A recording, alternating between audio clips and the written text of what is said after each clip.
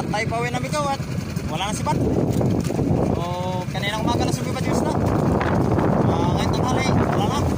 Kahit anong lipat na buya natin, wala na mga daraw yung buya. Wala na nasi Pat. Kaya uwi lang tayo. Maaga pa sana, alas 11 pa sana ng tanghali. 11, 8. Kaya lang, wala talaga. Hanggang napadpadan tayo doon sa lugar namin sa laot, sa parting Biliran. So yun Migo, update tayo Migo sa huli natin Migo ngayong araw to. So yan Migo, ibigay natin mamaya Migo. Yan mga halo-halo lang, may tamban, galunggong, babir. So yung huli natin Migo, mga kalahati sa ating kulir. Huli natin ngayon. Yan. So karamihan na isda natin ay ano, babir. Puro babir yung isda natin, karamihan.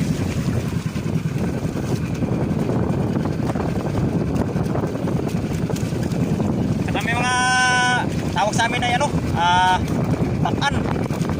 Yan.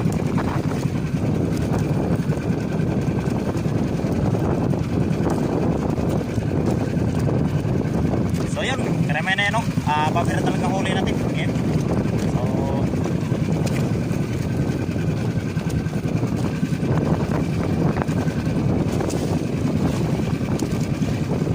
Ayos, hindi pa rin tayo nalugi sa laot natin ngayong araw to. At yung kusumo natin ay kakunti lang, mga 2 litro lang kusumo natin.